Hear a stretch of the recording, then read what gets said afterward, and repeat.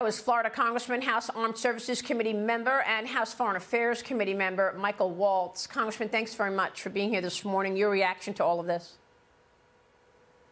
Yeah, good to be with you, Maria. Look, what we have not seen from the president's speech, from Blinken, from Austin, from anyone in the administration is a 180-degree turn and shift on its Iran policy. That's what we need to see. That's the head of the snake. And even if Israel is successful in Gaza, it's successful in taking down Hamas as an operational threat on its border, it will all be for naught if Iran is still flush with cash to rearm, reinvigorate, and still continue to support its proxies. Iran will trade proxy casualties, whether it's in Iraq, in Lebanon, in Gaza, all day long. They will trade Arab militia lives for Israeli and American lives. That's a big win for Iran.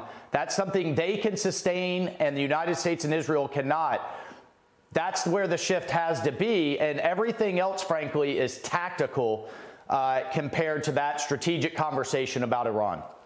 How worried are you that we are going to see copycat efforts in the United States? We've got this report from the Daily Caller today saying that the feds are warning that Hamas and Hezbollah could be crossing the southern border.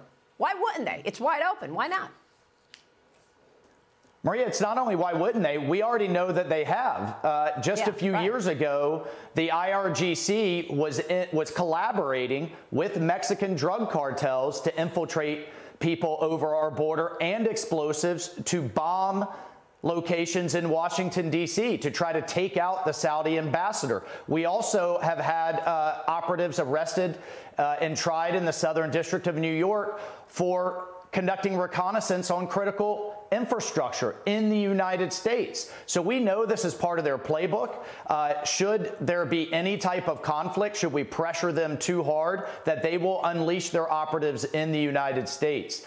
Again, you have to dry up the head of the snake, and the metric that I watched under the Trump administration with Trump and Pompeo was that all of the proxies, you heard Radcliffe say this as well, were complaining that they weren't getting their money from Tehran, that they couldn't fund their terrorism anymore.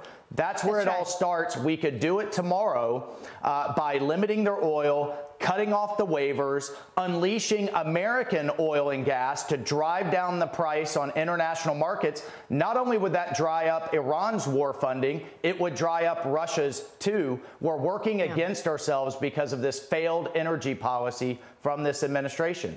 Yeah, so it's all politics. They're embarrassed for their appeasing Iran for the 2.5 years that Joe Biden has been in charge. So they're trying to play it down. I mean, the New York Times reported that the administration is advising Israel to delay its ground invasion of Gaza, as if they should not be retaliating. They got hit in an unprovoked attack from Hamas, and now they're supposed to wait for the United States to do these hostage negotiations, allowing more humanitarian aid to reach Palestinians, Congressman. Okay, we also know that there were actual Iranian spies working in the administration, as you just said. Here's John Radcliffe with me yesterday. Watch this. Intelligence on this was unequivocal, and that was that Iran was essentially broke. They were saying that themselves in the communications that we were able to listen to, and the Biden administration was very aware of that, and yet they reversed course. And you wonder why, Maria? Well, what Senator Cruz just told you is now the inescapable truth. It turns out that Iran was negotiating with Iran, that in talking with the Biden administration, it was pro-Iranian, anti-Israeli negotiators on everything from nuclear negotiations to hostage negotiations. Yeah, I mean, it wasn't just Robert Malley working in this administration, was it, Congressman? No, a number of his lieutenants have spread out all over the administration, including the chief of staff for special operations in the Pentagon.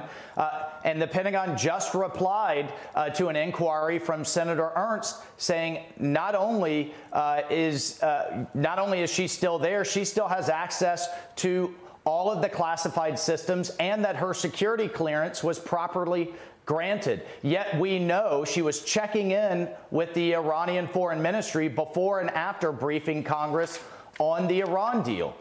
It's just jaw-dropping, but no one in this administration will admit how wrong they were, that their Iran policy has now resulted in casualties and instability across the Middle East. And you know who's smiling all the way to the bank right now is China, as we have to divert all of our assets once again to a Middle East on fire that was on the verge of peace under the last administration, so that we could shift those assets to the Indo-Pacific and deal with the greatest threat this country has ever seen in the Chinese Communist Party.